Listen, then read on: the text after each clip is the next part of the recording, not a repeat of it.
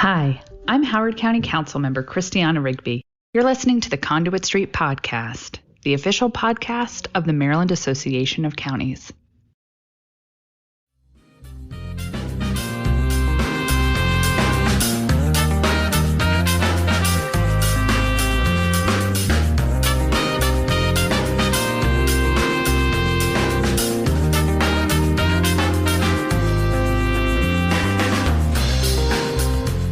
Hello and welcome to the Conduit Street Podcast. We are doing an After Dark edition here on Thursday, April 8th, as we approach the end of the 2021 legislative session. Kevin Kinnally here with Michael Sanderson. Michael, a lot to get through tonight. We're going to talk police reform. That was a big story over the last couple of weeks. It really ramped up. We'll get into what is ahead in the final few days of session and some of our bills that we have highlighted, and we'll get into some updates as well. But let's get right into it, Michael. First of all, police reform was a big deal. You were following all those bills. That's been the big story around town.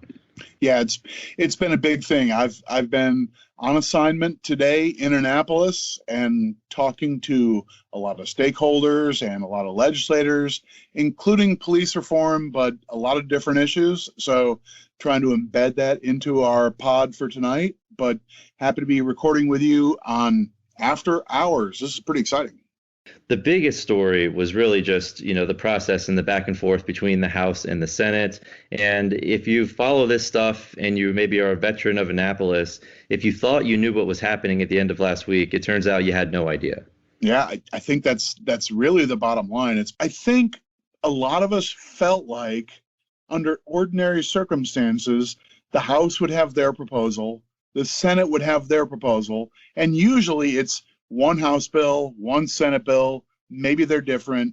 You go to a conference committee with a few appointees from each side and you work out the differences. So in this circumstance, There's a couple things that are different.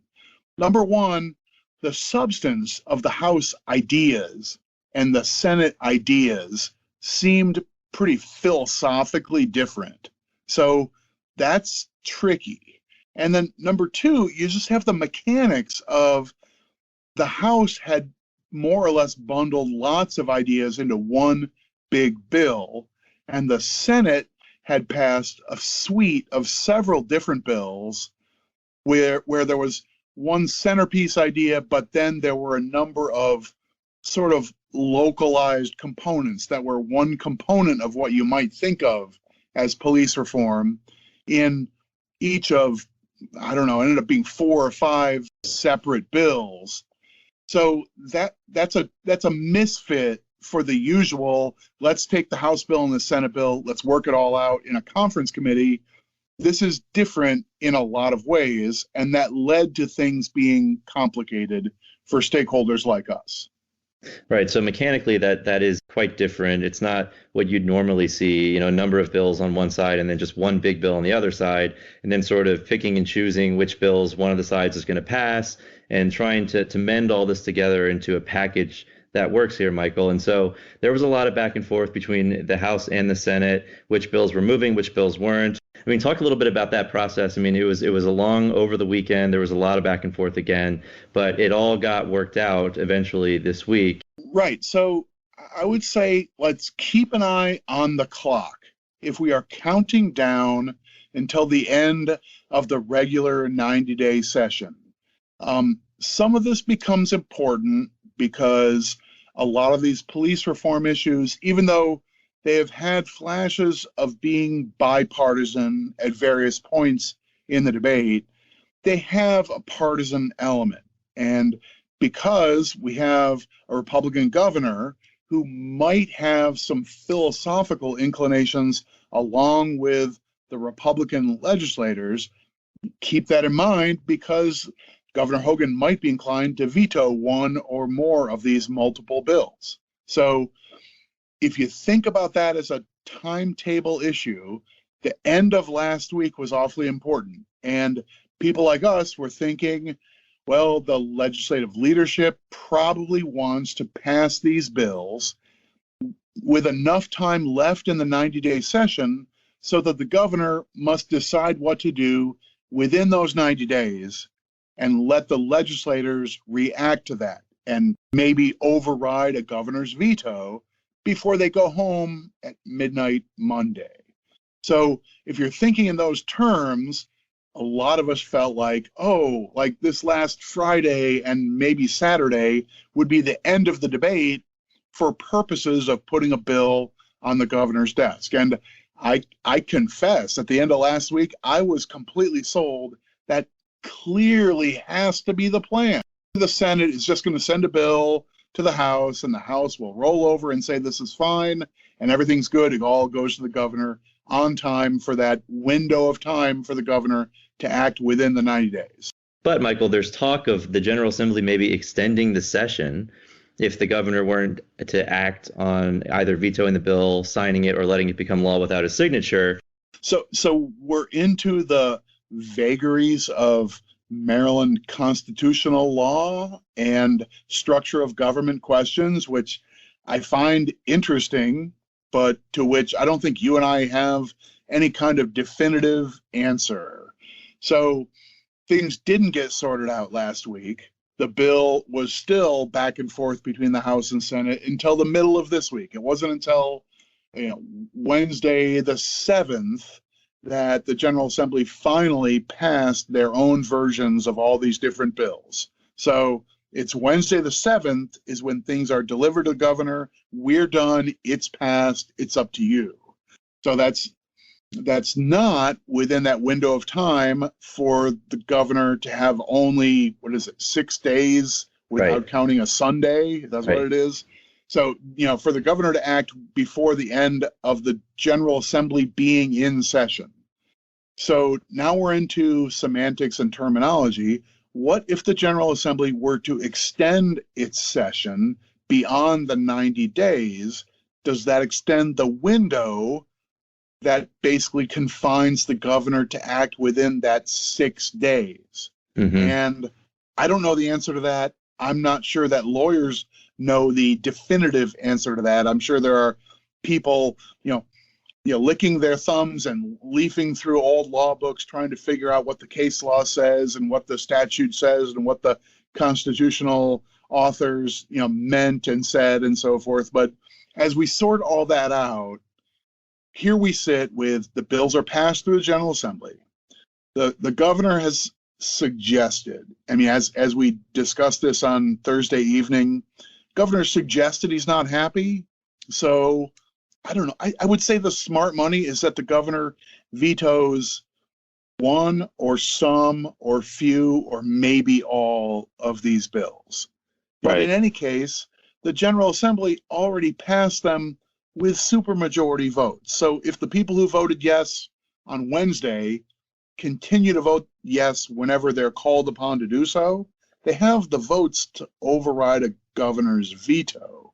So this is, I don't know, I hate to say it, but it's sort of ceremonial rather than substantive. It sounds like the legislature can override this veto, right? Right. I don't think there's any question, as long as they can hold the votes, which I don't see why they couldn't at this point, that they do indeed have the votes to override a veto. And Michael, we don't know what the governor will do. The governor today did veto some legislation, so he started to veto bills. But at this point, there's been so much back and forth. This has been a long and drawn out process.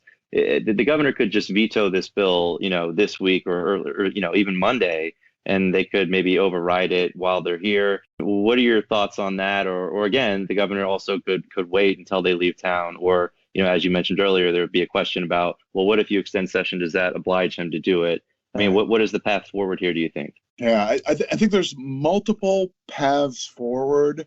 But I think if you put my hand over a candle and, hats off to G. Gordon Liddy, if you put my hand over a candle and made me say so, I think what I would probably say is I think the governor will veto some or all of these bills on Friday. So maybe by the time people hear this podcast, maybe this will all be in the rearview mirror.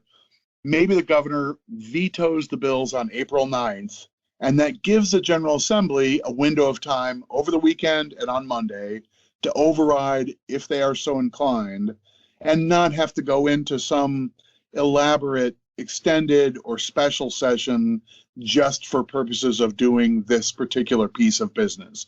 Maybe that's the middle ground that we collectively find here. But I think the governor's going to object to some of the components of some of these bills, and the General Assembly will probably say, we've already made up our mind, we voted for this bill, and we're going to continue to do that, notwithstanding your veto, so we override the veto. I think that's probably the smartest money right now, is that this all gets passed, notwithstanding the governor's objection. Yeah, I agree with you. I think it's, put this issue to bed is probably good for the governor and the General Assembly. The governor, if he decides to veto the bills, we know at some point the General Assembly has the votes to override the veto. So put it to bed. I agree with you. Michael, let's get into another issue, big issue in Annapolis and for county elected officials, for MACo, and that is broadband. One of our legislative initiatives, and we've talked about it on the podcast, is making sure that we expand broadband services to people that don't have access. And we know this is an issue in every single county. Happy to report today, Michael, that MACo's initiative bill cleared the General Assembly. That is a big deal for expanding broadband. There is another bill that we expect to pass that also advances, broadband expansion across the state. So we mentioned last week there was a bunch of federal money coming down. Some of that's been dedicated to broadband, but really good news on the broadband front, which is a huge, huge issue for everybody in Annapolis, it seems. Yeah, I think, first of all, when MACo goes about our sort of summertime process of deciding what issues should we proactively put before the General Assembly as county priorities. So we do that every year. We have ideas bubble up from our professional affiliates and from our elected members and so forth. And we always get dozens and dozens of different ideas in the mix. We try and refine those to a short list so that we want to have one page of hot priorities.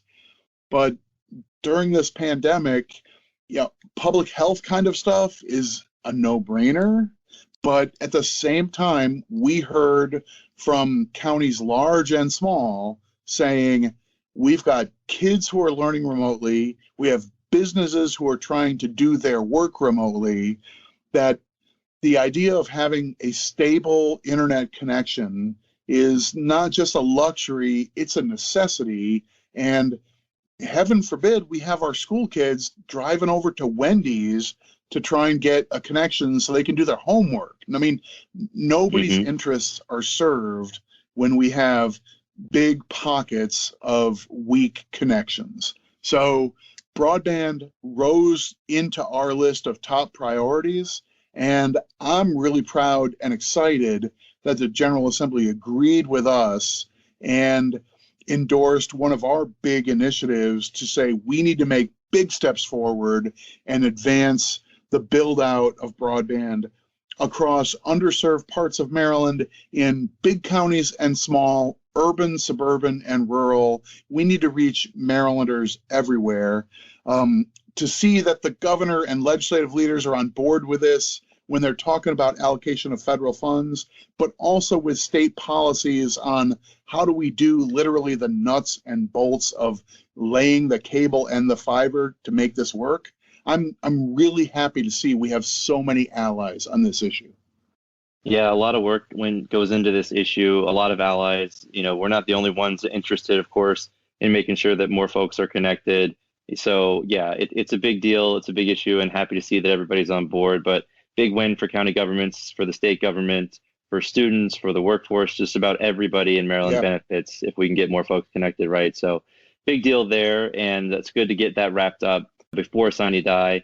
And speaking of that, Michael, I want to get in now to what the next few days look like as we approach Sine Die, which is Monday at midnight. What does it look like over the weekend? I mean, usually the House and the Senate are in here on Saturday before Sine Die, but I don't know how much is really left out there. The Senate was meeting tonight. The House did not. I mean, does that sort of tip the hand of maybe there's not a ton left to do here, Michael? Of course, stuff can get out. But over the next few days, I mean, what do you expect to see here? Is this a normal end of session? I guess my diagnosis as sort of like the historian of the group is this is increasingly close to being a normal session. I mean, we have all these safety protocols and timing restrictions and so forth. But in a lot of ways, this feels, forgive me, but fairly normal. There's lots of House bills that are in the Senate. There's lots of Senate bills that are in the House. There are a lot of things that there are relatively minor differences that have been sent to a conference committee to, let's see if we can get a few delegates and a few senators to work out the differences and let's iron it out and we'll both agree on the final version of the bill. Right. All those sorts of things, the arrow points towards work it out by Monday night. So for those of us who play this game, and we watch dozens and dozens. I mean, if you work for MACo, you know this, Kevin.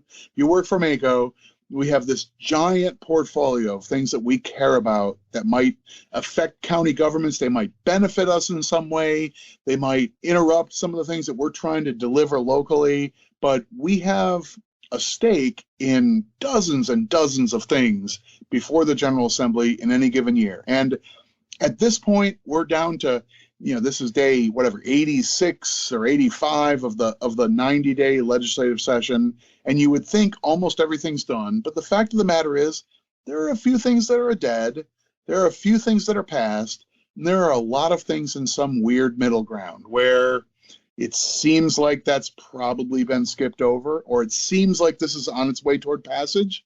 But you just need to make sure that bill that's on its way toward passage, it still needs a few more yes votes. And that bill that seems like it's dead, well, we need to make sure that it stays dead, that sort of thing. So stakeholders like us have an awful lot to watch over these last few days. I know my list of things that I'm concerned about started out with a few dozen things on it, but I still have 8, 10, 12 different things that I'm keeping an eye on. I'm sure you do too, right?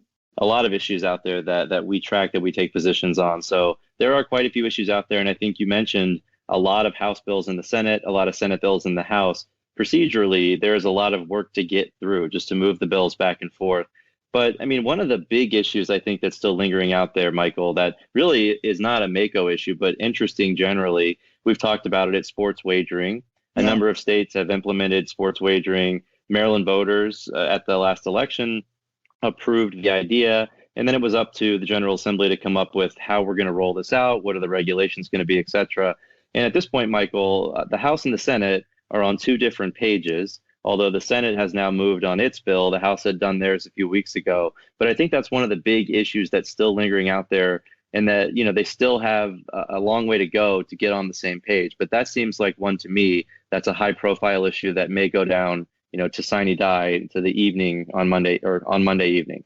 Yeah, it seems to shape up that way. And talking to a number of legislators who are part of this debate, it has all the components of a debate that'll go down to the wire. So, I mean, I think our loyal listeners will remember the evolution of this topic. The United States Supreme Court more or less ruled not that long ago that, as it turns out, our federal prohibition on the states being involved in things like sports wagering, that doesn't seem really to be a fundamental federal rule. So the feds ought to get out of the way. So suddenly it's not just going to be Nevada, but other states could do this. And it became an activity for states to decide whether to engage in. For Maryland, that required a constitutional amendment. So it was on the ballot for Marylanders to vote on in the fall of 2020. We did so. We approved that change. And now the landscape is open for the General Assembly to put together the nuts and bolts and say, here's going to be the scheme of how we do this in Maryland. So we're on that final phase of build the system now that everybody's given the A-OK.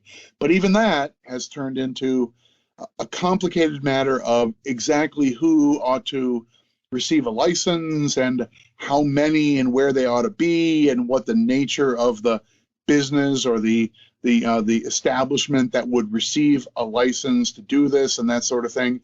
I'm no expert in the details, but talking to the people who are steeped in this, they're super deep in it, and it's one of those topics that there's a lot of passion about, there's a lot of interest in, and I still think it's probably wise to think this will pass, but I think your forecast that this may be a Monday night kind of thing as opposed to we solve it on Saturday morning. Yeah, this might be down to the wire. Yeah, so I mean the big difference is the Senate essentially lifts the cap that the House put in place on the number of folks that could get licenses. Anytime you're dealing with gambling, there's going to be a lot of people who are trying to figure out who should get a license, who shouldn't get a license, how much should these licenses cost, how long should they last. And so basically the House came up with an idea that we're going to cap all of these licenses. The Senate lifted those caps. And so that's where they are. I do think they're going to get this figured out by the end of session. There'll be some compromise, but a lot of stakeholders here. It's a big business. So, there are a lot of issues to work out, but I foresee this one as you said, I think it's a good forecast. This is going to go down to the wire. But Michael, the next few days obviously will be busy. I agree with you. This is turning out to be sort of a normal session as we reach the end. Obviously, things sort of seemed more normal as session went along, but I feel like at least when it comes to the business on Sine Die, it'll be pretty standard where they'll just be on and off the floor all day and moving things back and forth. I think it'll be, like we've seen most every other year except last year, right, where there wasn't much fanfare at all. But yeah. I think they've done a really good job making sure that they could hold the session and do the people's work. They've had all these safety protocols in place, the testing. It's been a really, really arduous process, but they seemingly have figured it out. And so I think there'll be some sort of muted maybe celebration, but a job well done to get the session done and in the books as we have a few days left. Yeah. And as far as those of you who are listeners trying to make sense of this, that means a very chaotic Monday, even though we're talking about this as it seems like it's going to be normal and easy. Monday as the last day of a 90-day session is typically very chaotic, meaning the House of Delegates is on the floor at 10 o'clock in the morning for 45 minutes. They do a bunch of work, including a lot of things that get sent to the Senate. Senate comes in at 11 o'clock and they work for 2 hours. The House comes back at 11:30. They're on for 3 hours. The Senate comes back at 1 o'clock. They're on for 3 hours. They're sort of on and off the floor and intermittently being sent back to committee to do some committee work. Sometimes a committee will have to advise on whether, does our Senate committee recommend that the full Senate accept these House amendments to a bill? Like those sort of questions need to come through a committee process and so forth. So I don't know. I mean, it's been a long time since I've been staff in the Maryland House of Delegates, but this is one of the most energetic and frazzling and difficult times for staff and for members of the General Assembly. It's a chaotic and difficult time. It's a time when a lot of things get done. Some things get lost in the switches. So I don't want to minimize when we say this feels normal. It might be regular. Who cares? There's a lot of stuff. When we talk about those House bills stuck in the Senate, they still need to come back to the House for approval because the Senate made changes and so forth. There's a lot that happens on this very last day of session. And candidly, a lot of opportunity for pretty good ideas to lose out because they didn't make it all the way through the process. That happens too.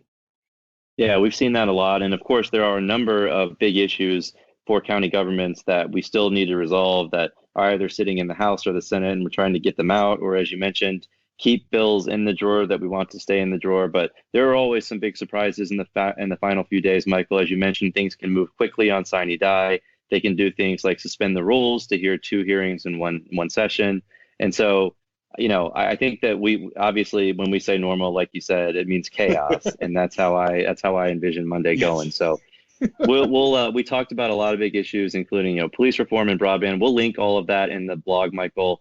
Too much to sort of get into on here about what all the bills do, but you have some extensive coverage. We have great coverage on broadband and sort of what's still lingering out there. So we'll put out all that on the blog for the listeners. But anything more before we wrap up here and go into these final few tumultuous days? I'm steeling myself for a few difficult days down the stretch, as they always are, but this is a big part of where the General Assembly figures out its priorities. And those of us as stakeholders, we need to show up and argue our case, and from time to time say this isn't ready to go, but other things, let's get it finished up. Let's do all of that. All right, sounds good. So we'll leave it there for this episode of the Conduit Street Podcast After Dark on the final days of session. If you enjoy the podcast, please go ahead and subscribe. That way all of these episodes will be sent directly to the device of your choice. You can also follow along on social media, Facebook, Twitter, and then of course the Conduit Street blog. But until next week, this is Kevin Kinnally signing off for Michael Sanderson, and we will talk to you soon.